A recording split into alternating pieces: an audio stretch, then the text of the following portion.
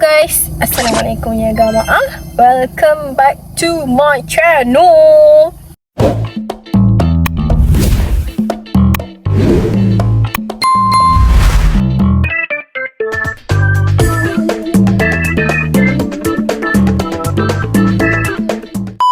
Okay, sebenarnya saya tak tahu nak merakam ataupun tidak sebenarnya hari ni. Setelah saya menyelesaikan semua kerja-kerja saya, jadi saya teringat, alamak, esok adalah birthday seseorang.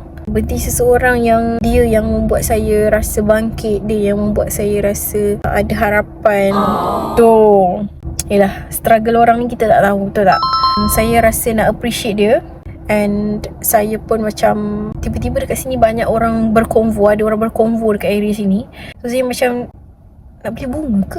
Macam tu. Tapi saya tak tahu dia suka bunga ke tak. Tapi saya rasa saya nak bagi juga something. Dan saya nak pergi dekat tempat tu sekarang. Saya dah nak sampai rumah dah sebenarnya. Dekat dah nak sampai rumah ni. Tapi disebabkan saya macam kena cari juga something. So saya nak pergi kedai bunga yang ada dekat area sini. Kita cari bunga. Orang kata bunga yang hidup, kalau kita simpan yang layu-layu, bila dia dah layu, kita simpan dekat rumah, dia macam tak elok tau. Saya tak tahu lah sebab apa. Dari segi hukum ke apa ke saya tak pasti. Okay guys, kita dah sampai dekat kedai tu. Tengok ni. Inilah kedai dia. Kedai nasib baiklah buka hari ni. Walaupun hari Sabtu je. Kita nak tengok kat dalam apa hadiah yang sebab saya tak pasti dia suka bunga ataupun tidak. Cantik. 1 hour later. Dah beli guys, dah beli. Sekejap, kita masuk kereta dulu. Alhamdulillah saya dah beli dah guys. Actually saya tak tahu nak ambil colour apa. Sebab macam saya cakap lah, saya tak tahu orang ni dia suka tak bunga. So saya ambil je yang ni, happy birthday. So saya ambil bunga tipu lah. So bunga tipu kita boleh peram lama-lama dekat rumah.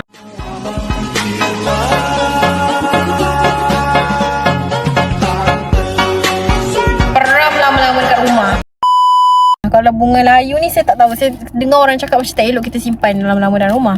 Dan saya beli satu wish card untuk kita tulislah apa-apa yang sepatutnya dalam ni kan. Tapi saya baru tahulah bila nak beli benda-benda macam ni, like macam cringe. Oh my god, not my style. Not my style. Not my style.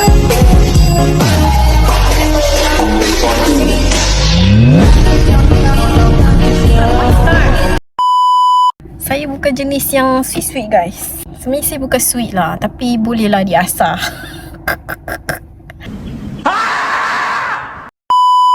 Hope kita akan more appreciate orang sekeliling kita. And salah satu cara untuk appreciate adalah bagi hadiah. Walaupun orang tu kaya ke, walaupun orang tu macam dah banyak duit ke, dah banyak benda yang dia ada ke, tapi as long as kita bagi tu ikhlas, tak kisah harga berapa pun, tetap manusia mana pun akan suka hadiah.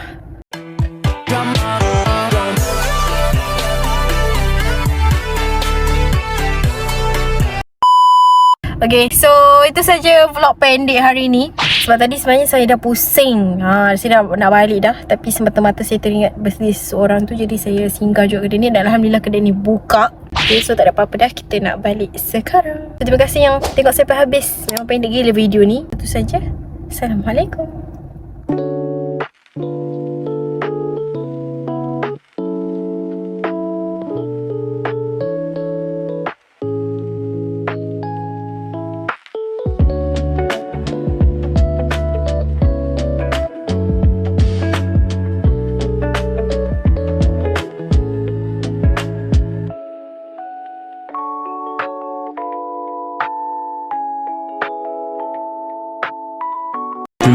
Hours later. Okay, saya menulis kad ini setelah saya dah parking dekat rumah. And here we are. Saya tak suka macam excitednya. Aku pula lebih. Lepas tu kad ni kita akan, maybe kita akan letak je dekat sini dulu. Okay, so thank you for watching. Assalamualaikum.